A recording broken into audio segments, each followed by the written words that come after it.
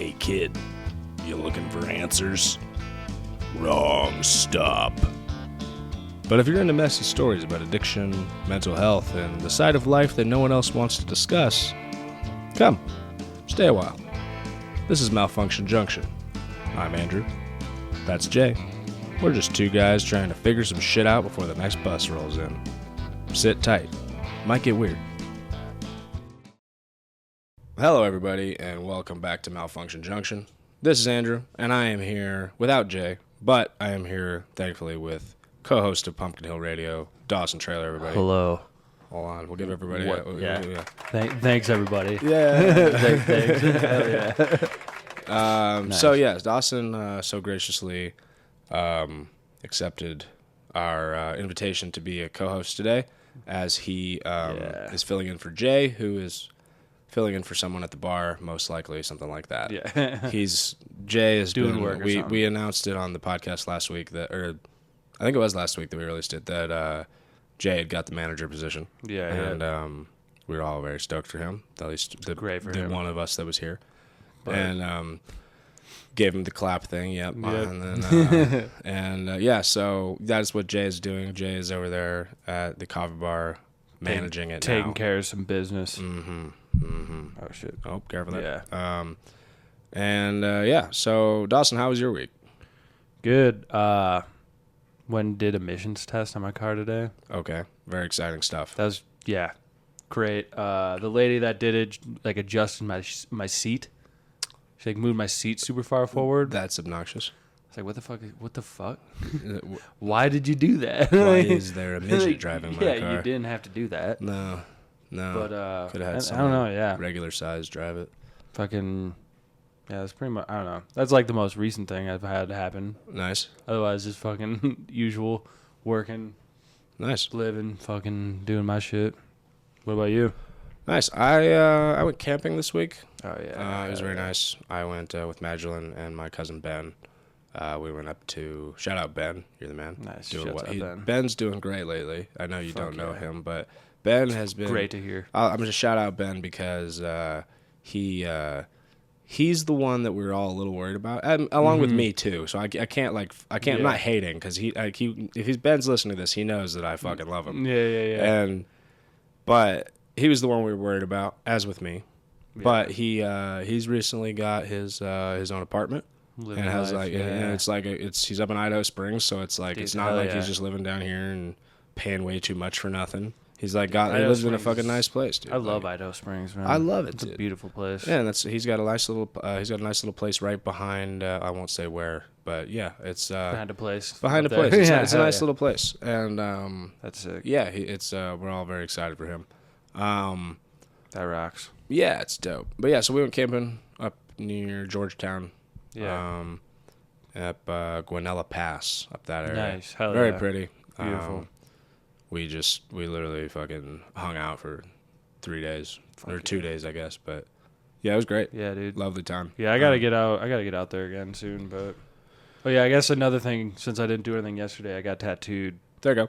But that was my whole day basically. So. Yeah. With that tattoo you're working on, I imagine. Not much else. No, if you need to see Dawson's tattoo, if you feel the need to see it, it's on his Instagram or something, or maybe it's on Austin's I think it's Instagram. on Austin's. Yeah, it's my whole body. Yeah, it's brutal. Yeah, you get going for a session. You're not doing anything else that day. No. Like well, even if today, it's I didn't not, do even shit if you today. even if you're done with it, you're not doing anything that day. You're just in pain. Yeah, you're I just don't have like tattoos like crazy, but I you just can't even move much. I had it, this one done on my arm, and it's not big at all, but the shading is there. So it's like, and it's in that spot of your arm, which is like, that's not an easy spot of your arm. No. And so I got done with that one and was just like, I didn't think I was gonna. It's enough, and you're like, you kind of have like adrenaline afterwards, but once that dies off, you're like, I need to eat food and like lay down. That's pretty much all I've been doing today. Yeah, nice. Well, we are today going to talk about something other than, we're going to tie it in with addiction, and it's going to be mainly based off addiction, but it's also, we're going to tie in Dawson's podcast that he does, Pumpkin Hill Radio, with Travis Wormwood. Shout out Trav. Yeah, what up, Trav? Dawson's podcast that he does is a paranormal podcast. Yeah. You guys should check it out if you're into it, or if you haven't already. I imagine most people that listen to this podcast would probably be, at the very least, like, if not, check it fans out. of What yours. up? But yeah, check it out if you haven't. It's a great podcast, and they talk a lot about paranormal stuff. Yeah. So we thought, Crossover of the century. yeah, addiction's scary enough, but what if it's not? All Yeah. in your head. This week on Malfunction Junction, we're diving into shadow people, haunted rehabs, and terrifying overlap between getting clean and being haunted. So, I hope you enjoy. It should be a good. It should be a good episode. We have a lot of stuff done for this. I honestly did more research and development for this episode than I've done in with any episode with Jay. Yeah. It's just the fact that Jay and I just ramble on this stuff. Like we have it like segmented, but then we just kind of just freestyle it. It goes all right, but we'll see how this goes. Yeah. So we'll start out with, we have 3 segments here. We've got the hallucination or the haunting, where we're talking about psychosis and demonic possession. Yeah. We've got haunted hospitals, rehabs, and morgues, where we are going into a couple of Psych wards and psych shit wards. too. And, and then also segment 3, an addict's mind and the paranormal, haunted by our own minds, and what does it mean to be haunted. So, we'll get into that. We basically will start right away by saying with the segment 1, hallucination or the haunting. I had the top segment here in the outline is psychosis and demonic possession. Yeah. Talking about meth psychosis a lot, which is, at least to start, we'll talk about meth psychosis because it's, and there's another part of it that I wrote later on in this that it was speaking about shadow people. Yeah. Because I did flirt with meth when I was a younger man. But I never got like that bad. Yeah. And I've heard some descriptions of these shadow people, and it's just like, it's the most terrifying thing. Oh, it's the worst. Yeah. I don't personally have experience with it. No. With like, I guess not with like meth, but like, sure. I had my run with like Xanax and alcohol and shit. And Asbeans, absolutely. Yeah, dude. When you do those regularly, and then you just quit cold turkey, which is like actually really dangerous, which I didn't really realize at the time. But man, yeah, it's because it's just like hand in hand with like sleep paralysis. Well, so you quit benzos, cold turkey? Yeah, that's not a good idea. No, it was a terrible idea. I didn't like think about it at the time. What age were you when you did that? I was probably maybe between 20 and 22. Okay. 23 maybe. So at the latest. I met a kid when I was 18 when I went to rehab who was like this. Well, the perfect definition of this kid is, I don't know if I'm even allowed to say this word. Yeah. It's wigger. I think I'm allowed to say wigger because I'm a white guy, but it's you know what I mean. It's too close to the other one. I know it paints it too perfectly. This kid was a wigger. Exactly what absolute wigger. And just like the worst fucking kid that you just did not want to be around. When you got caught next to him at the rehab, you're just like, fuck, man. And I'm like 18. I'm 18. I'm not supposed to be at this rehab, dude. This was full of crackheads and heroin addicts. I'm fucking there because my dad found out I was doing acid and selling drugs. Yeah. And I was like, all right, you either can go to rehab. Like a punishment kind of a thing. I was 18. It was not because you needed it. Right, yeah. And it was bullshit. But I've moved on from that, forgiven my parents, but it's still like they were trying to do the best thing. They're trying to do what they could, but they saw the path you were on. You know? And they just pushed me down that path with that decision. But it's still the same time. Let's just throw them in a fucking pin of a bunch of these freaks. Yeah, exactly. They'll clear them, right? That's exactly what it is, dude. But no, it's they did the best they could with that. But I went in there with this kid that was like this wigger kid, and he was talking about how he like all the bars that he used to eat, dude. And I was like, man, like that all sounds really fucked up, and like I wouldn't ever want to do that. And then I saw, he had been off of it for a little while, and he fucking had a seizure, like in front of me, like me and a couple people, and it was just one of those things where it was just like, oh shit, I never fucked with that shit again. Yeah. I haven't fucked with that shit since I was 18. Like since I like got off of it, I can't. No, it like makes me sick to think about because it just wrecks you. It's bad. It like ruins your brain. Well, I wouldn't. I was never like super hard on it, but I was like definitely just addicted to it. Like I think it's really easy. I had a hard time going more than like a day or two without it. You know what I mean? But I wouldn't go like. There's a few times where I did like a lot, but I would only do like a bar or two you know, which is like a lot, but that is a lot, but it's like relatively speaking. Oh shit! Relatively speaking, it's dude, no, especially like the some kid people you are knew real was bad. probably throwing fucking handfuls down. well, yeah, it's Because for me, like one of the reasons I like stopped too is because I went to a buddy's house and we were just fucking popping bars back, and I fucking I think I put like 2 or 3 in my mouth at once. oh jeez. And then I don't know how much else I had, but I like blacked out for 3 days. Oh, And I just like woke up in my bed and I was like, oh, I gotta go to work. Like, what the fuck happened? How did I get here? Like, what? Where did I go? What happened? that's not Just good, completely lost 3 days. Did you ever recover any of those 3 days? Like, you ever, Nah, I you don't find out remember anything shit about of it. Yeah, I Damn, don't remember a dude. fucking thing. See, that's like that's And I'm that like, is- well, I don't do this anymore. no, yeah, no. And yeah, so that was like, yeah, it was fucked up. And then I just stopped, and then yeah, yeah, it was that's a brutal. bad. That's a bad. I just thought idea. I was like It's super sick for like 2 weeks, but I was just fucking withdrawing off of really hard benzos drugs, and just really hard benzos. drugs, Yeah, dude. Shit And- that like people die from. Well, literally, it's there are Dude. 2 withdrawals you can die from, and it's Yeah. alcohol and it's benzodiazepines. fucking crazy, dude. And it's you know, like everyone needs to go through their times, I think. Oh, yeah. At least most people seem to need to go through a time of like, When I'd have like that crazy sleep paralysis where like shadow figures Yeah. come and are like talking to you and shit, and like yeah. It's crazy, so funny how terrifying. it's so funny how people like, I mean, most people, like I was saying, go through the drug phase as in those years, Yeah. really, the 18 to Yeah, 25. It's that like experimental. You're that like, experimental, you don't know what this is. You've been told your whole life, at least in Yeah, our yeah. country, that it's all really bad and it's really dangerous. But you're like, I want to learn for myself. yep. And especially like the time, because you're like a couple years younger than me, but like Right. that time period when we were that age is like Right. that was like I think when- I'm 1 year younger than you. I think you're 30, right? yeah, I'm 30. 29. Yeah. Yeah. So Yeah. yeah, It's- basically the same age. So Right. it's like that time period was like it was very like the drug counterculture was like thriving. Yep. Like people were like Yep. into doing every drug. Every like, drug. At least the people I was around with, Yeah, I it was. seemed very normal. It was normal as soon as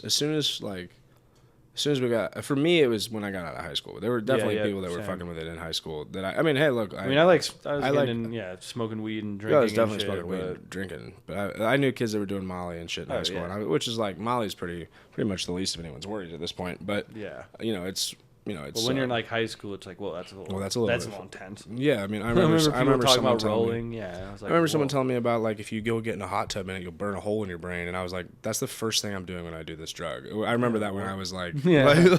like What? I didn't think of that at the time, but I remember like the first time I did it, I was like, I'm definitely getting into a hot tub. Yeah, like that sounds this is great. the best. Like, yeah. but no, I was thinking like it's funny the drugs that people get into. Yeah. Because like that like are the ones that like could have either ruined their lives or did ruin their life. Oh yeah. And it's weird to hear people like for years knowing that yours was benzos now is like that's like you're like, oh, knowing Bizarre. you, it's like that's bizarre. Yeah. And like for mine it was cocaine Yeah, and, yeah. and alcohol, like, and everyone seems to be alcohol part of Yeah, it, yeah. but it's the one you pair with it. Alcohols are always part of it because for Yeah. me it was like it wasn't just it was like benzos and like if I could get my hands on like some good painkillers too. Mm-hmm. That was like opiates were like it was like Yeah. like I had like a- all the downers. I love the downers because I just wanted to Yeah. fucking get laid out. Yeah, And, like- I had my run-in with painkillers as a high school student because I had surgery. yeah. We both had That's those how I got surgeries, like yeah. introduced to it Yeah, too. 'Cause I'm I- like, I like this. I had a run-in with it, and I realized how close I was to getting addicted to it, and Oh, I yeah. ended up throwing it away. I remember I dumped it down the toilet. It was one of those like moments. that's I probably remembered pretty it smart. later as a moment in my life. Is like that was a crossroads. yeah. That was one of those things where you're like, the devil is right here. He's telling Yeah. you to go this way, but that's not the way you need to go. yeah. And it was just like it was pretty scary. But I did heroin later on in my life, Yeah, and yeah. like by that point I was like very wary of what opiates were, very wary of heroin. I was just Yeah. curious what it was, and I wanted to try it just because. And I did it about 3 times, and Yeah. only 3 times, and only That's of pretty chill. only one of the times, and the last time was that I liked it. Yeah. And I did it because I was too high on fucking these meth pills that were fucking dude, they were Balancing it out. sold to me as ecstasy, but they were Yeah. straight fucking Chinese meth. Yaba, Yeah. I think it's called. I remember. And it's- Yeah. Yeah, doing a lot of thinking I was doing like Molly pills, and you're it doing was like straight meth. that was one of the reasons I like got really into Xanax too, Yeah. is because I'd love to like I would hit the Adderall or Molly, And bounce out. and then for the come down Speedball. you just rip some Xanax so you can sleep, and then the next day rip a little more just to like not be fucking so anxious. Yeah. It's just bad news. Bad combos. Another one of kind of a similar thing with alcohol withdrawals. Oh yeah, detoxing. Seeing people have recorded seeing bugs, snakes, ghosts, hearing voices call your name, seeing things, and I only had that one time. Yeah. Of the multiple times that I quit drinking, I was only drinking enough one time to be at that point, and it was it's fucking intense, dude. To be like terrifying. To hear people, you're like trying to sleep, you can't because you're sweating. And you're like, you wake, you hear, what? You hear like it fucking just that sound. It's just silent, and it's there, and you know it's there. Someone said it. You can't tell where exactly it came from because it's like in your own head, but you're like that wasn't me. That wasn't me. And I didn't have because I have definitely had that before where it was like what the fuck and the other one it has is cocaine binges, paranoia that feels exactly like being watched. Oh my god! If I had a fucking nickel for every goddamn time I fucking looked out the someone window. like, because that's the thing about like cocaine is it's so like self-absorbed, like neurotic like tendencies. So like you're on cocaine and you think everyone is like concerned with what you're doing, what you are. Yeah. You personally. Yeah. So you think everyone's like watching you and paying attention to you, and it's like no one gives a fuck. Yeah. But you don't realize that when you're in the moment because you're legitimately like, okay, these people are plotting against me right now. Yeah. Like, these people are like talking about me, and then they know this about me, and they're gonna follow me, and they want that. Like it's like one time when I was in Texas still, I was with my buddy Malik. It was who's passed since, but it was during the snowstorm in Texas a few years back. Oh yeah. And my power went out. I had Amy, my dog, as a young puppy. She was like 3 months old when this happened, and like my power goes out. It's 30 degrees in my apartment. Yeah. And Malik was like, yo, like he literally like and when the phone lines went out. Yeah. He just like drove his car over and fucking came and picked me up and was like, let's go. I know you got all this shit in there. Like, let's go. Yeah. And so he went back to his house. He had power still. He took me in for like 5 days, me and the dog. I love him to death. I love him to death. I'll always love that kid. It was one of the nicest things anyone's ever done for me. But he had got me a spray bottle of ketamine and cocaine. Oh, and shit. and it had I remember it had a picture of a kitty cat. It was Puss in Boots, and it had Snow White on it, and it was ketamine and cocaine. It was like some straight cartel shit, and Crazy. and so I did like most of the bottle that night. And then I remember, I don't really talk about this right now. I think it's pretty stupid of me to do, but I wrote a letter, the whole thing with like the Texas like snowstorm, Ted Cruz had gone down to like some fucking sunny place during it. I wrote like a legit hateful letter to Ted Cruz. Like not just like fuck you, like we're gonna fucking find like like a manifesto.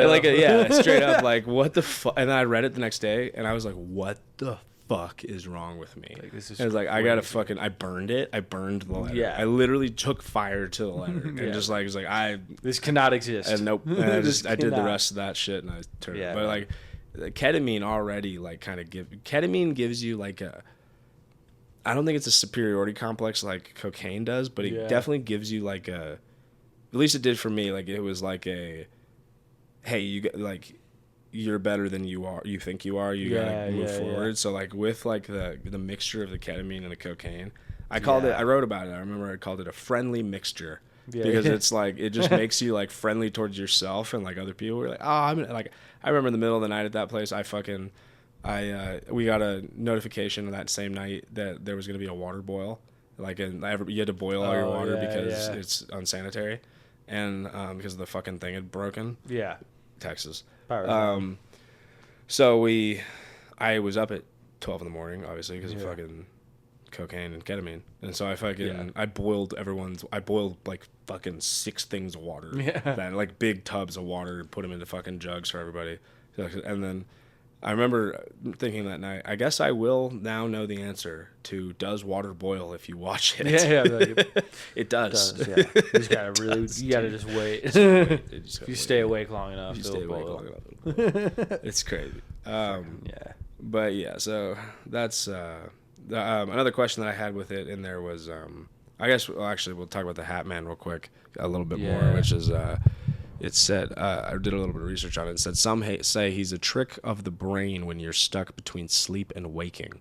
Others swear he's a demon that shows up when your life is falling apart. Either way, it's weird how so many people see the same tall shadow in a hat standing there, grinning in the dark. Rather, and that's because it's something that's like historical too. Yeah, like there's like different types of like archetypes of like these like sleep paralysis demons. I just call them just because they don't always. It's not always during sleep paralysis, but it's like whether you're having a nightmare or like hallucinating, like you're in a psychosis. These things like show up, and they've showed up in human history for like ever. Right. And that's the weird thing too, is like that thing's been around since before hats were made. You know what I mean? Oh, really? Like, yeah, it's like same with like because there's like the flannel shirt man. It's like that thing. What? Yeah, there's like it's one where it's like a guy you can't really tell what his face looks like, but he's just wearing a flannel shirt. You just see a flannel shirt, and it's like, well, what is that? Like, are these like interdimensional things? Like, I mean, that has to be like that's where I lean towards, at least, like because I definitely believe in like an interdimensional theory, or at least like a I don't know about multiverse theory because it's a little bit different than that. But it's like, are you just seeing through time differently? You just happen to see a dude in a flannel shirt or a dude with a hat, or like, is there just one guy out there just like at some weird? I don't know. Like, I just have no idea what it is. But I mean, I've honestly never had an experience with that. I've never seen the like Hat Man or the flannel guy. The only time I've ever had anything near that was I did have a pretty weird experience on fucking Benadryl. Like with I guess something that I probably could have labeled as that. Yeah. But at the same time, it's not like I don't know. It just it's weird that that's throughout time. Yeah. That's very odd. That was my thing when I first had sleep paralysis and like experiences with these like shadow things. But like my first like sleep paralysis experiences, the first one I had, I didn't really think of it, but it was like when I was in like my big like drug binge phase. Sure. And it was like in the midst of it, and I had this dream because I lived in a house. There's like 5 of us. I always closed my door when I went to bed. Right. No matter how fucked up I was, always closed my door. Right. I fell asleep, had to sleep paralysis, wake up, can't move, and like I like saw my door open, and this like little like it was like a little like hobbit looking thing. It's like probably like 3-4 feet off the ground, and just like walks in, and like I like couldn't look at it because I was just terrified. Right. But it was wearing like weird like it was like a tunic and had like a bag, and like came up and just like stood next to me. Yeah, it was like that kind. It was weird. Little gnome thing. Those things have been talked about throughout history. Yeah, too. yeah. It was like very like I was like, what the fuck is that? And then I woke up, my door was cracked, so it wasn't just like a dream. My God. Like I'm like I don't know what the fuck that was, but I just like brushed it off. I'm like whatever. Sure. And later on, I had like a actual shadow person, like it was like a Grim Reaper looking thing. Like it had like the Grim Reaper like skeleton face. Jesus Christ. Terrifying. Yeah, talking to me in my head like. Oh my God. I heard its voice in my head as it was like approaching me, like reaching for me and shit. And then after that, I was like, I got to figure out what that was. Like, right. It's more than just like a nightmare. Yeah. And I looked it up. I looked up like nightmare, like shadow figures, and I ended up finding like sleep paralysis. And I was like, what the fuck? And you see all these like old paintings of these sleep paralysis demons. And I saw like the little guy, the little munchkin thing, like sitting on people's chests. I saw like the shadow, and then there's like this like other like woman one. There's like old lady, and there's like the Hat Man. Yeah. There's like a bunch of different ones, but it's like whatever these things are, like it's coming. It's like coming from like some negative energy in your life. Yeah. Right.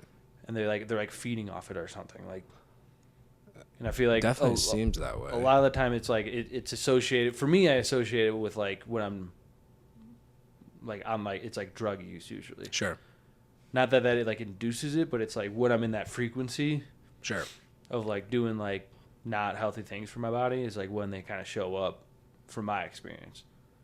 I don't know if that's for everybody, but I think logical. Because I think like when you see people that are addicts and they're on drugs and they're high, like when they're not who they are, you know, they're not the same person. No. I think it's like it's a form of like a possession of some entity, you know what I mean? Like it's some sort of like. Well, and we'll get into that a little bit more. You could say demonic or like something, but it's like because like alcohol is called spirits already. You know what I mean? Like and then other drugs are like very like.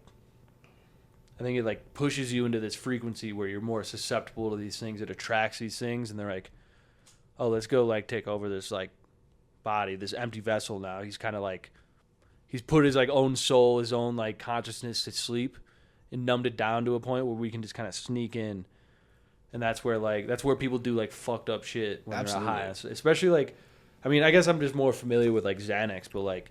Being around people on Xanax is like they all turn into the same person. Yeah, they all steal shit. They steal shit. They lie to you in their face. They become just a fucking asshole. Yep. They talk the same. They have the same dull look in their eye. I have no idea why. Yeah.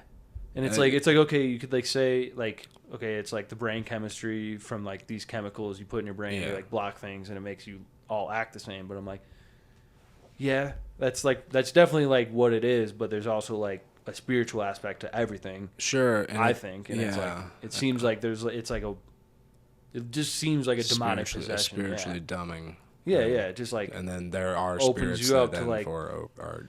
Yeah. We'll talk about that a little bit. And I'm sure if you looked up like Xanax and like Latin Xanax, what that means or something, you know, they all have different like sigils and shit about them where it's like it's probably invoking this same like demonic like archetype. We might as well look that up. Let's right. I'll look that up while we go on to the next thing. But it's it's the next thing we're gonna run into, and that actually opened the next question we had here, which was is that when the brain is misfiring, it could open doors to something else. Oh yeah. And I fully believe that, dude. Especially, dude, when you like think about, like, okay, when you look up like demonic possession, like symptoms, it's very similar to like drug addicts, the way they act. And like when you're like recovering and getting clean and like having withdrawals from drugs, it's very similar to like exorcism symptoms where you're like vomiting, screaming, you're seeing shit, you're not yourself still. Hallucinating, like probably really shitty to everyone because you're just like fucked up. Yeah, you're like without realizing that's what you're doing. You're like exercising these like demons, these spirits that have like possessed you. You know what I mean? That's why like I don't know. I'm sorry, I'm looking up this. Might be it's like an out there theory, but I'm like it makes sense to me. That's like how I see it. I see it's it like, that way too. I see it. When you see we see someone homeless on the side of the road like yelling at themselves. It's like that looks like a demon possessed a person, right. And they're like trying to control its body and like and the person's trying to fight it. Yeah. Like they're like trying to fight. If you ever see they're like yelling, they're like "fuck you, man!" Like "fuck you." If you ever see a bug with a parasite in it or an animal with a parasite, it's like running around and trying to like. They're trying to like get it out. Yeah. It's like it's similar. It's like a parasite almost. Yeah. Yeah. I'm psychological, spiritual fucking parasite. I'm trying to figure out. Apparently Xanax does not have a Latin or Greek etymology. It's a coined trademark by Pfizer or Upjohn when it made it. Well, that makes sense. And I don't know. Then I asked it, what spirit does it invite in? And it basically did not give me an answer. Yeah. I'd probably have to. But it affects the GABA receptors and slows down neural activity. There is no spirit or entity tied to taking Xanax in a demonstrable sense. Yeah. But. And that makes sense, I guess. It'd be a hard thing to like demonstrate. Yeah, that'd be a tough one to actually like, research. Immeasurable kind of an idea, but yeah, definitely immeasurable. Whatever, we tried. Yeah. But so the next segment we're going into, which is not our segment, the next part of the segment one here, is examples of psychosis being treated as a demonic possession. Yeah. Looked at some stuff in medieval Europe where schizophrenia and epilepsy were treated as demonic possession. Yeah. Which... Interesting. That's dark. Those people are the people that are already, like, suffering pretty terribly. Yeah. And imagine, like, epilepsy, like, you can live a pretty normal life. Yeah, yeah. Like, you just can't really drive. Like, you're relative. Epileptic people are usually, like, fully operational. Yeah, you wouldn't really be able to tell until they have, like, a seizure. Until they have a seizure. I remember I went to school. There was a kid who was, like, a few years older than me. He had epilepsy and, like, went to the school dance and seized out. And I was like, damn. He's like, oh, that sucks. That's no good. So he didn't go to school dances anymore. Well, yeah. But it was like, he also like ended up getting like medication for it. So he could like function. Wasn't that big of a deal. You can do that. And, you know, it's, that'd be horrible to be that person. Just trapped in a fucking insane asylum in the fucking 1500s, 1400s. Just exercising you, you're a demon. Right, for real. Terrifying. No, that would be the worst. Especially worst. if you're like schizophrenic and everyone's telling you you're possessed by demons, like you're gonna be freaking the fuck out, dude. No, literally, because one, you're gonna think they're all demons, or you know, maybe I am a demon. Yeah, maybe I am a demon. Oh, fuck, dude, that's not what you want to tell these guys. You do not want to tell those guys they're demons. They'll believe you. Yeah, they'll start seeing demons. You know, they're gonna see you as a demon. It's gonna be fucked up. Yeah, really fucking quick. The Salem witch trials were. Oh, what were you gonna say? I was just gonna say, I think like schizophrenic people are just like they, because we all talk like, you know, like there's a veil over reality. Like we can only perceive so much of reality through our like human senses. Right. Where I think schizophrenic people can just, they're like taking in more than anyone else. That could be. They're just, it just seems insane. Like it just causes you madness. Basically. Oh, man. And there's like there's like a spectrum of it. There's That's like functioning people with it, and then there's people that like are just completely like out of their mind. There's absolutely a spectrum of it. Completely mad, you know what I mean? Yeah. So I think it's like there's something there where they're like they're just taking in, because I don't know, I don't want to say like they're just hallucinating, it's not real. Like I think there's things there that they're just taking in and no one else can see. Sure. I could see you're that. Like, that's fucked up. Like you see it and you're like, well, that's fucked up. Right. Yeah. It's like I don't know. We would never know, and then we're like, oh, they're crazy. So you just try to like turn that part of their brain off. Yeah. I don't know, man. But schizophrenia is an interesting one because I don't know much about it purposefully because I have bipolar disorder, so I didn't really intend to learn more about schizophrenia or any mental illness than I had to. I learned about it from the streets. I went to the fucking University of Dust Streets. For these at least, for these ones. And no, but I mean, I looked into later. There'll be a later segment here where they, you know, bipolar people were included in these. These, and it's just like, oh no, dude. And I'll tell a story later on about it. But another one that I found in this was the Salem witch trials in 1692. While more about witchcraft's hysteria, some historians believe some certain bewitched behaviors were caused by mental illness. Or ergot poisoning. Yeah.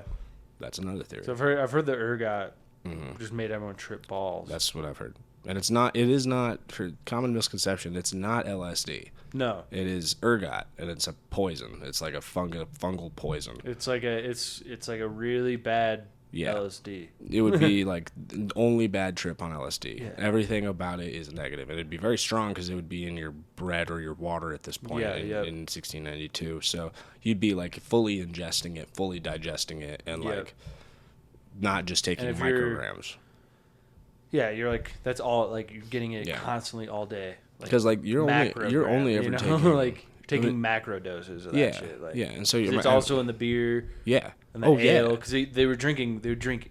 Yeah, I mean, instead of water, you couldn't drink water because you get dysentery and shit. Right, so they were drinking alcohol. Yeah, because it was at least clean. Sure. So they're tripping off that too, getting drunk off that and too. And they're just trying to wash it away probably with the alcohol because that's probably another thing that they're like, oh, the spirits will, you know. Yeah, and they had like the Puritan, that like super religious Puritan fucking culture, and then you're seeing this shit, and then you're like tripping and seeing fucking witches and. I'd be interested in reading some. Did you guys ever do an episode about the Salem witch trials? I don't think we've like touched on witches and shit. Well, I'd be interested to like read some actual accounts of what was happening. Yeah. Of like during that. Because the claims of some of what these witches were doing, it's like, man, these people were probably just tripping. Right. Yeah. Yeah. Like, and yes, these hallucinations are treated as evidence of pacts with the devil. Is what it says. It's just it's like, all right, or they're tripping on fucking their minds are going insane. Yeah, and now that, and especially since like years later, they did Albert Hoffman with the Swiss chemist that synthesized LSD. That he synthesized it from ergot. Yeah, and it's just like kind of one of those things where it's like, oh shit, maybe we burned all those people accidentally. We'll say accidentally. Maybe there's like maybe there's a little something off there. Yeah. Whoops. Oops. But another one that I found in there was Latin American and Santeria Catholic Church exorcisms. Yeah. Are you familiar at all with the connection between Latin Catholicism and Santeria?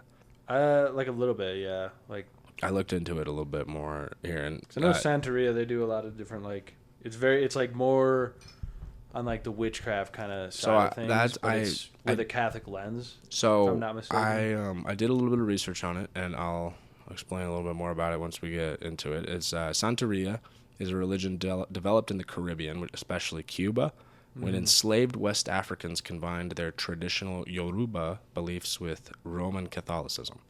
It blends African spiritual practices from the Yoruba people, like worshiping orishas, spiritual deities. Catholic saints often use as stand-ins for these orishas to hide their worship during colonial times.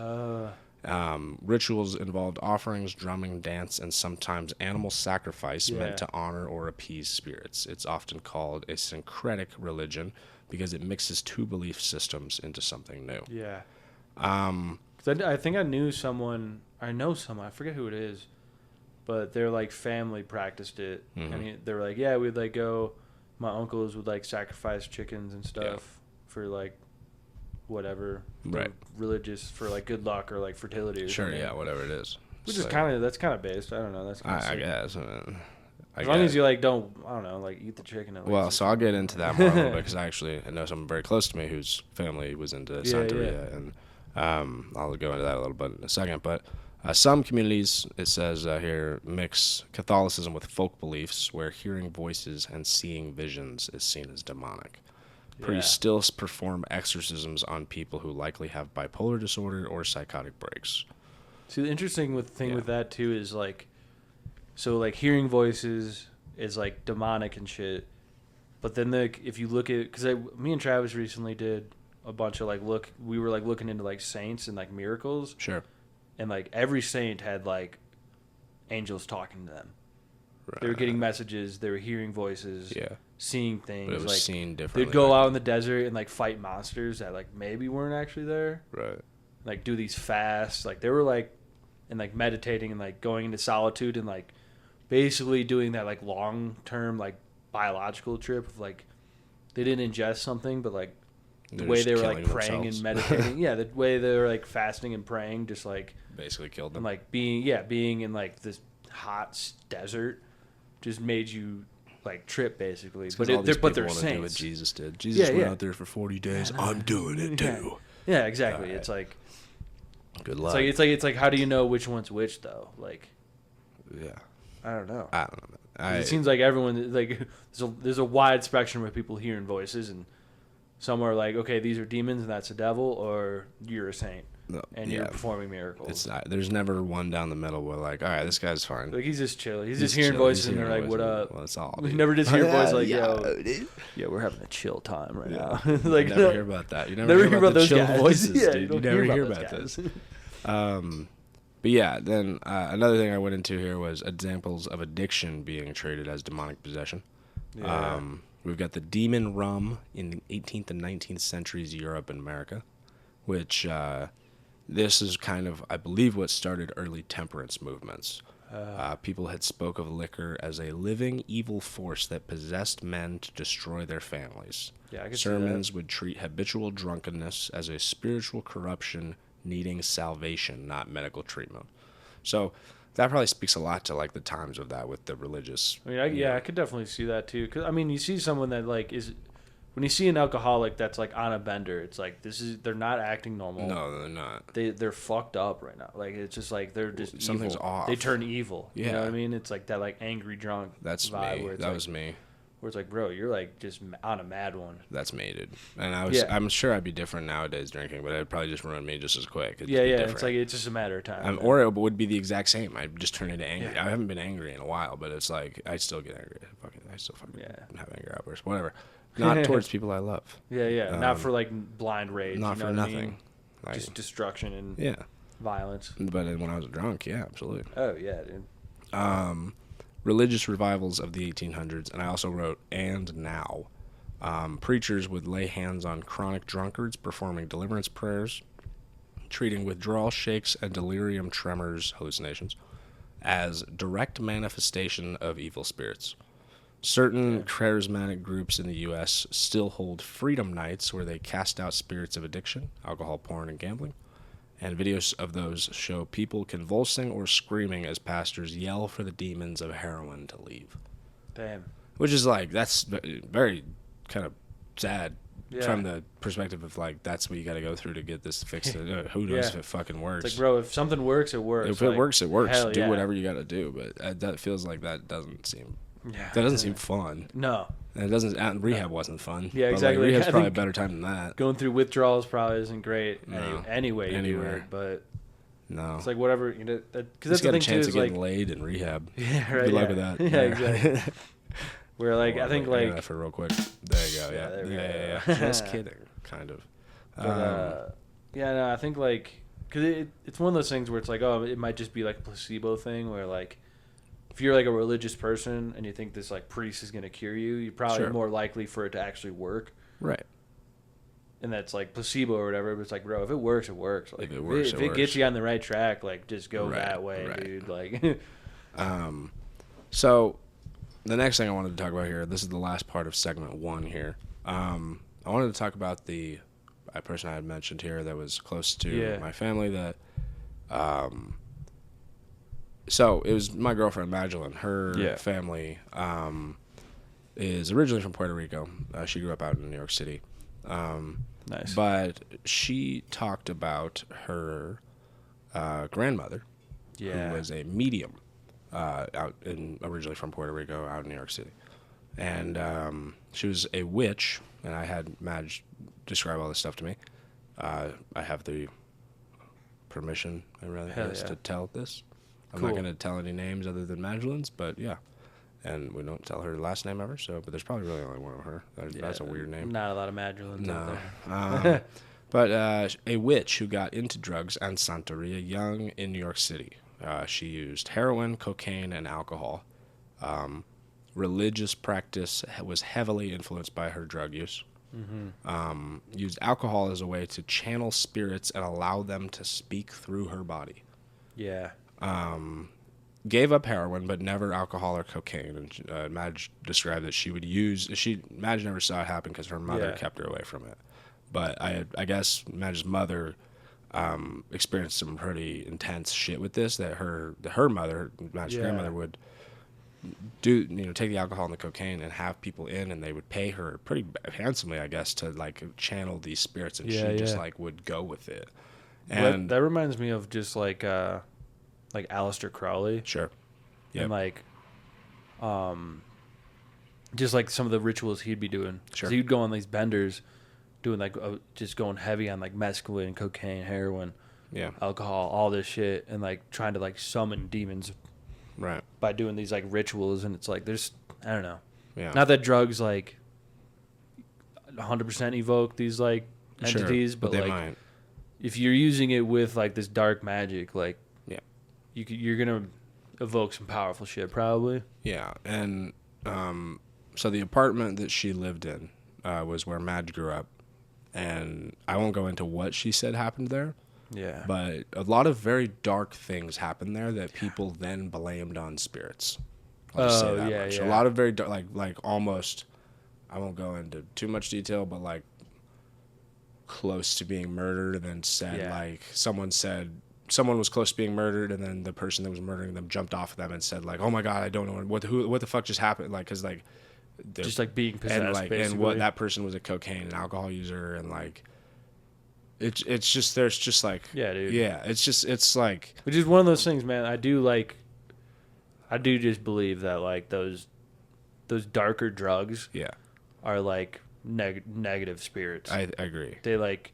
And when you combine cocaine and alcohol, that's It's like different. it turns into a different drug. Yeah, well, it's like combining different like sigils of like dark magic to summon a greater entity. So you bring these like two lesser demons together to make this like super demon. Sure. You know what I mean? Like, yeah, absolutely. But anyway, she passed at 52 of lung cancer. I personally, I'm not sure she's all bad. I will say that much, because I was contacted by her in a dream to not let Magdalene smoke cigarettes. It's really crazy. Yeah. So we've had a few cigarettes since then, but like we're stopping. I swear. We're done. No more cigs. No more cigs for her. Yeah. Didn't tell you to stop. Anyway, Saint Barbara was the Orisha that she, and it was the Catholic saint, of course, but the Orisha that she was connected to, which in Santeria, Saint Barbara is connected to Chango. I believe that's how that's pronounced. The fiery Orisha of thunder, lightning, drums, and raw masculine power. Damn. When you see a statue of Saint Barbara in red holding a sword, many people are actually venerating Chango through her. Interesting. So, yeah, a little bit. We got hit with a pretty heavy thunder blast on our walk over here. We did almost get struck by lightning, which is interesting. I hope Imagine them are fine. It's a weird Did they text you at all? No, they're probably fine. Well, I mean, I did send her on the way with she asked for a fucking umbrella in a lightning storm. I feel like if they weren't, we would have gotten contacted by the police or the fire department. Someone would have been like, yo, we got struck by lightning. Yeah. Or someone, but yeah. They know we're doing. Someone would have passed her on the street. Yeah. Struck by lightning, was standing there. Someone would have seen it. Someone would have seen it. Anyway. They know we're busy. They're like, all right, we won't bother them. Right, yeah, exactly. Segment 2 we'll get into now, which is the haunted hospitals, rehabs, and morgues. We really only have hospitals and mental institutions here. Yeah, dude. The first one that I wanted to talk about, I actually have an actual experience with. Eastern State Hospital in Williamsburg, Virginia, which was founded in 1773 and was the first public institution in America solely dedicated to the care and treatment of the mentally ill. It was originally called the Public Hospital for the Persons of Insane and Disordered Minds. Yeah. That's dark. Those old, like, because they're like palaces. Yeah. Well, I'll get into that in a second. These, like, huge, like, ornate This one buildings. was not. Oh, no? This one was not. It's a whole other thing. That was from something called the Kirkbride Plan, which I'll get into. This one was a 1700s one, and it was brutal. Where they're doing, like, lobotomies and, like, shock treatments and shit? I think that was again with that's the next one, actually. So this one was stuff's dark, dude. But this one, the early philosophy was heavily influenced by Enlightenment ideas. They thought insanity was a disease that could be treated rather than purely demonic possession. But treatment was brutal by modern standards. Bleeding, purging, blistering, cold water, dunking, and restraints were common. Just torturing. Yeah. The hospital was more about controlling patients than curing them. Yeah. Patients were often kept in small cells with iron bars chained or locked in straitjackets. The original building was burned in 1885, but was rebuilt.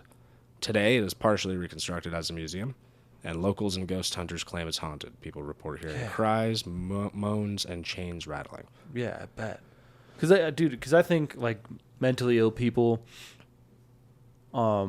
especially, like, the severe, like, schizophrenia and stuff, are, like, they're, like, spiritually, like, gifted in a certain sense. Yeah, like, they're, like, powerful. Sure. Or, like, magically, whatever. They just can't function in society because they're, like... Different. There's too much going on. They're taking in too much, and they're, like, too powerful, and they're too sensitive, so it just, like, doesn't work. Right. Because it's, like, something where... Even with, like, nonverbal, like, autistic people, like...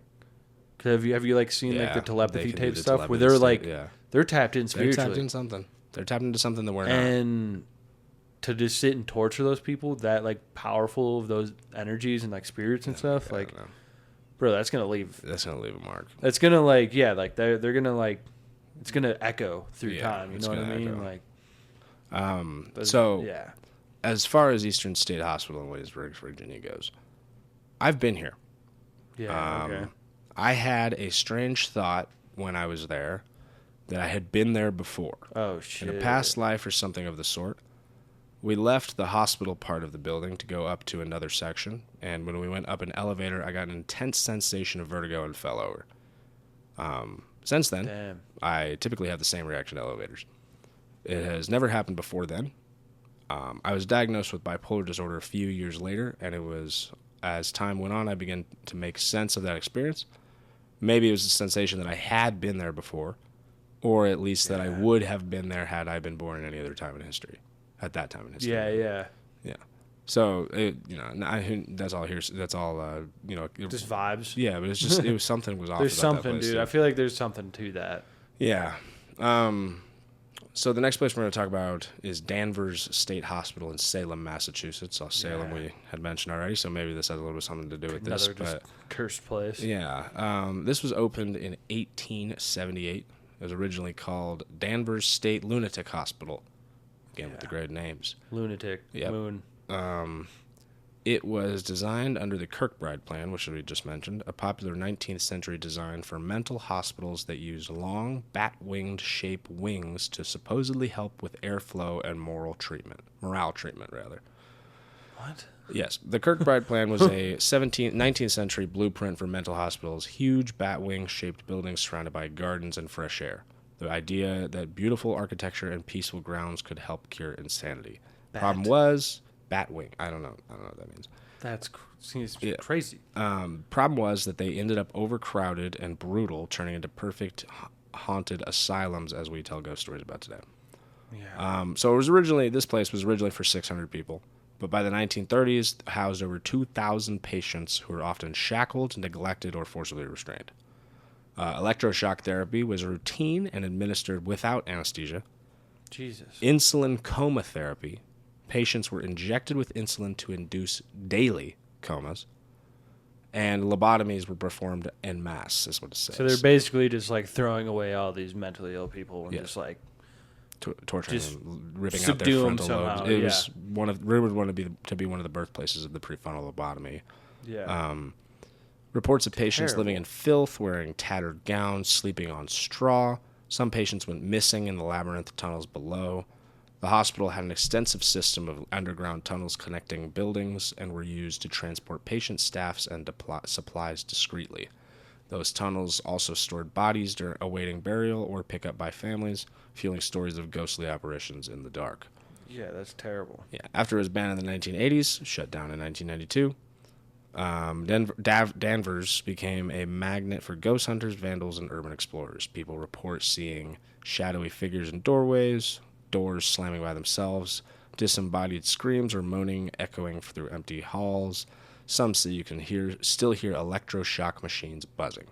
Fuck that, dog. If I heard electroshock machine buzzing, I'd run, dude. That's more terrifying than the screams and everything. Fuck that last one, dude. Yeah, dude. That's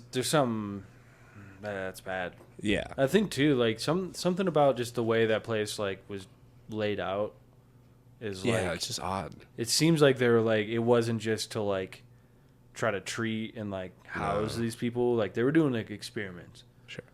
I think like well, I mean, that's the dark part about like medical science. Isn't that one like, flew over the cuckoo's nest? Yeah. Isn't that essentially what that story is about? Like because I believe the book is different than the movie, but I have the book here. I haven't read it actually, but that's like the dark part about like that early like 1700 like medical science is like they were doing some like not cool things to people to like just to learn more. There's like doctors that are like we need to know how the brain works, especially in the fucking after the fucking World War II and we adopted all the fucking Nazi scientists. Yeah, dude. Like they did a lot of nasty stuff. Yeah, dude. Like but yeah, today cursed building, dude. Oh yeah. Oh, that's what the next question is here. Is today most of the building was demolished in 2007, but the facade was preserved and turned into luxury apartments. That means people are literally living in converted asylum wings where lobotomies and insulin comas once took place. Yeah, hell no. Questions. Do you think that a place can actually soak up bad energy? Or is it just us wanting the world to be more mysterious? I think, well, yeah. I mean, I don't know if it's like necessarily the place itself, but I think it's just like, maybe it is. I think, because I think everything has like a vibration, you know what Sure. I mean? Like the desk, this chair, these walls. Right. And I think if like something traumatic enough, whether it be good or bad, because I think that's the same thing with like holy places. Right. Like certain churches and stuff, you go there and you're like, I feel good great because here. like a sacred item's there or something. Sure. And it vibrates at a Or certain even if it's not frequency. an item, or if it's just the frequency that's been evoked Like here. a saint was there once. Or even Just the way it's built, like. Or even, well, I mean, dude, then a saint's been here. There's been a schizophrenic guy in this house before. Fuck it. Yeah, dude. Yeah. He doesn't listen to this podcast, but you know what I'm talking about. Yeah. Yeah. Anyway, this place is not holy all of a sudden. Yeah.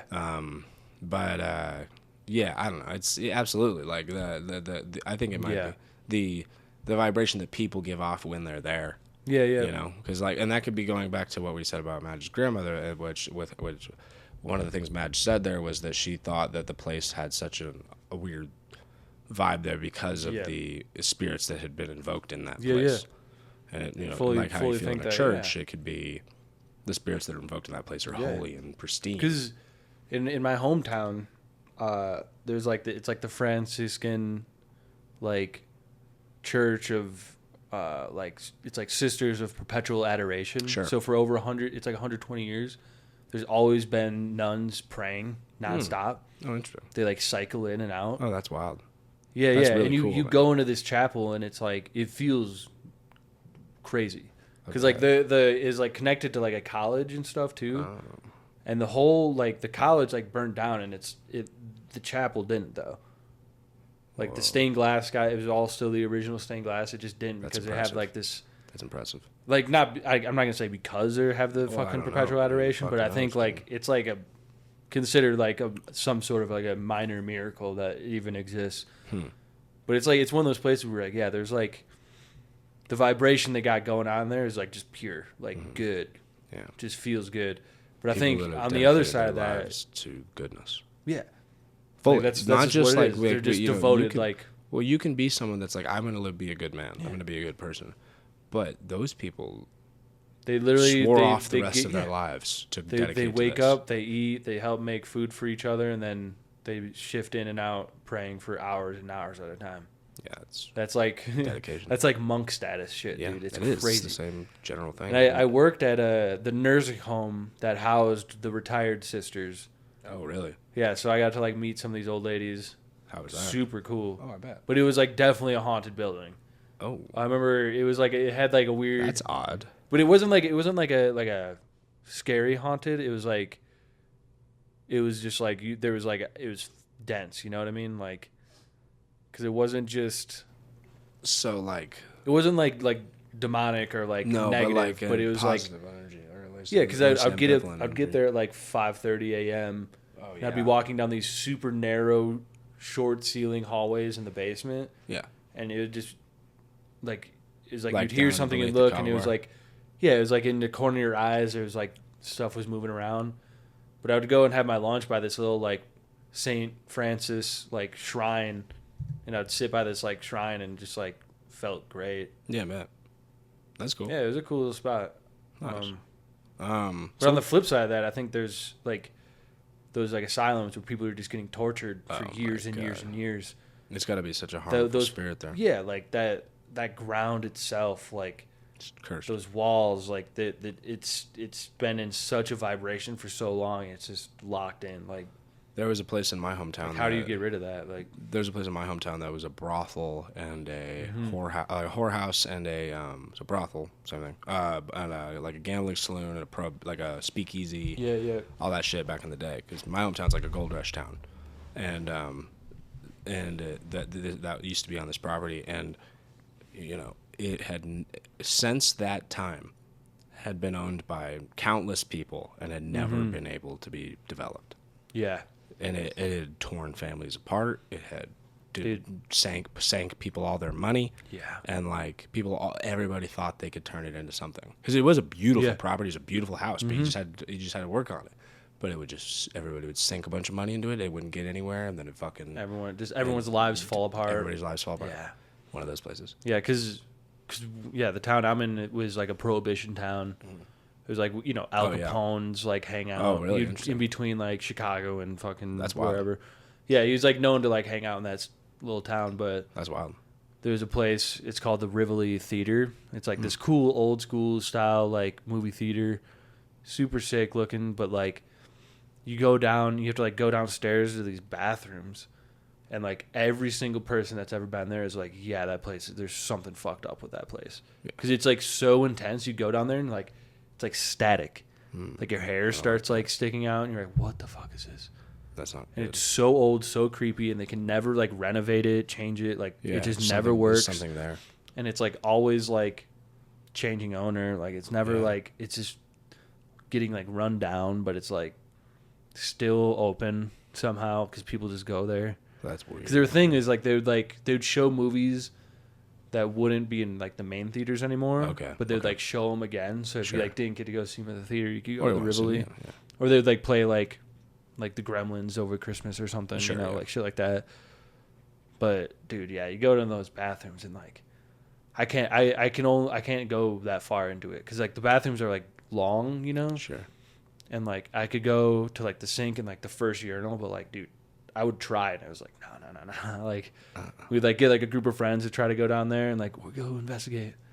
Bro, no, you just can't. You're like, I gotta get out of here. It's like it's so intense. Like it's like it feels like when you're out and like lightning and like a lightning storm and like you get that like staticky feeling. And you're like, I gotta go now. Yeah. Because I'm gonna get struck by lightning. It feels like that, but you're like in a basement. It's fucked up. That's fucked up. And there's so many stories I know from people I knew that like worked there. They're like, yeah, there's like you see things like there's like the ghosts are like around. You hear things, see things like late at night, like bizarre shit. That's wild, dude. Because like I don't know, there's like different stories of like people like dying in the bathroom or something. Like a janitor had a heart attack in the bathroom or some shit. But it's like I don't know. I think this might be like Al Capone killed. Yeah, some those people mobsters like took care of their fucking competition out there during Prohibition. That's or something. absolutely probably what happened. Yeah, dude. It's super like what the fuck. Yeah. Strange. So we'll get into segment 3 here, which is Hell the yeah. addict's mind and the paranormal. Being haunted by our own minds. Living through addiction or mental illness can feel like being haunted by your own mind. What does it mean to be haunted? I think that there's definitely ways of being haunted paranormally, but there's also ways of being haunted normally, for lack of a better term. Memories you can't shake. Yeah, I'd Guilt. say like PTSD is like a haunting of like I would agree with experiences that like when you get triggered, you're like reliving. Yeah, being haunted by that. Oh yeah, dude. Yeah, it's fucking. There's a lot of times. Puts Where, you right back you've into it. for sure seen me around knives. Oh where yeah. I can't stop looking at the knife. Yeah. And it's one of those things I don't even realize I'm doing. Yeah, I'm like fully. My attention is fully on the point of the knife. Yeah. And where is it? Because if it starts to move towards me, I reach for my own. Yeah. Every single time. Like every single time. There's been many times where people have come up to me with a knife and I've been like just like immediately to my own, like I'll fucking don't fucking come near me with that. And it's because I got stabbed in the fucking head. Yeah, dude. Yeah. It's just natural. Yeah, it's natural. But guilt that surfaces when things are quiet. Yeah. That's definitely one. That Amy, what are you doing here? Go lay down. That worked. That worked Nice. quicker than it usually does. She's tired. Yeah. Just got back from camping, so she's exhausted. Guilt that surfaces when things are quiet. Yeah. That's definitely one of those things that it's I think shame is up in there too. Yeah, I think like because that kinda how many goes with that times you same ever thing, like try to lay down to go to sleep and you just think about that embarrassing thing that happened in like fourth grade. And you're like, I don't think about that. Oh, you're just cringing. I think guilt is like that too, where you're like, why did I do that to that person? Why do I feel so shitty about it? Yeah. And then the person that you used to be, who you might Yeah. hate or miss. Mm-hmm. I think that's an interesting one. Yeah. Because I think you can absolutely be haunted. I was thinking about I think that's this or like something that's a pretty good connection of like hauntings. sure. Because like that's what people say, like these things haunt me, like this and that. It's like Right, yeah, yeah. dude, it's more than just like a saying, you know what I mean? No, It's like yeah. I think there's like something to it, like Yeah. And the other part I had here was addiction as its own possession. Oh, yeah. There have been quotes of people saying, like, addiction is like watching somebody else ruin my life. yeah, And I think that's a little bit tough because it's, you can just reach for explanations like these because it's easier than admitting it was us. that was you, who yeah, ruined you our made lives. the choice, But I do still understand that maybe it's not yeah. one or the other, but maybe it's both. Type 'Cause I things. think you have to take responsibility for like making the first choice, You have to respond. being take like responsibility. tempted into Yeah. that and going down that path. Mm. But I do know the feeling of like when you feel like far away in your own mind, you know, Right. like you're looking through your eyes, but it's like looking through like a glass that's Yeah. farther away. Right, And it's absolutely. like that psychosis where you're like, Yeah. I'm kind of just watching these things happen. Right. Something else is taking control, and I'm just like in Right. the passenger seat Yeah. of my own body. I think isn't that the movie Venom? Yeah, Yeah. I think that's like a really good. It's a description of Yeah, schizophrenia yeah. and bipolar disorder, I believe. Yeah, yeah. Yeah. But it's that very similar. It's that like because drugs like do put you in a psychosis. Like Yeah. especially like those hard ones. Like you aren't thinking. No. Your perception of reality is not even close to what. Because I'm not gonna say it's wrong, but it's like not what like It should the like. It's not what should be. Yeah, it's not socially what's accepted. You know what I mean? Because we Sure. all have like a different.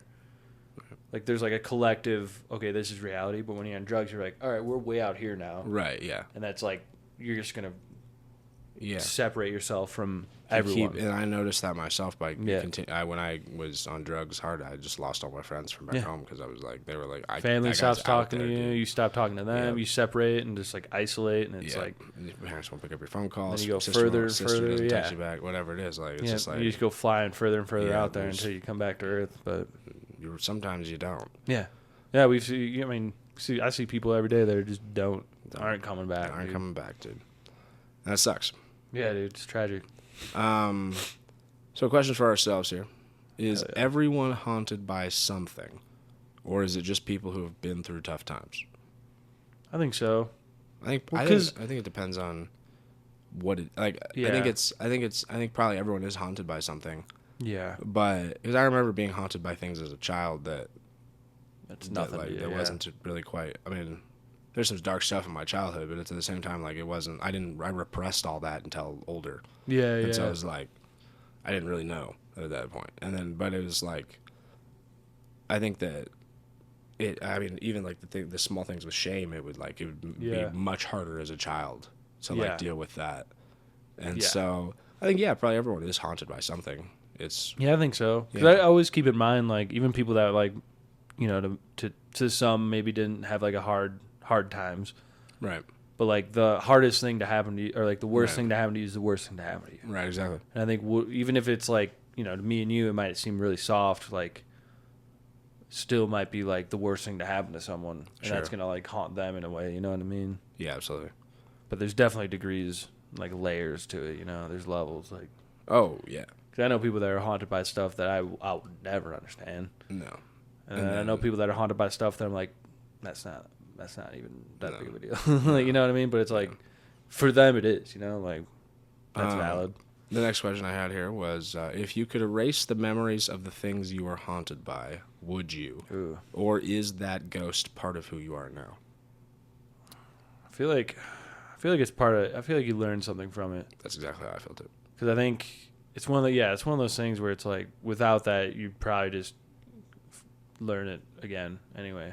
Well, If I I got rid of it, I'd be like, I got to go learn my lesson again. Right, yeah. And I think, like, because I always think of, like, getting stabbed as that. Yeah. Is like, because I had to learn that, like, number one, like, you were responsible for your own actions. And I had to learn that because, like, I had to come to grips that I was responsible for that. Yeah, yeah. And, like, You put yourself I in the put situation. myself in that situation. It's nobody else's fault but my own. Yeah. And But at the same time, that person, the person I am now, knows that, and Yeah. I got through like demons as hell for fucking years to just be this now. Which is significantly better than what it was. So it's it puts you on like a different trajectory. Right. Yeah.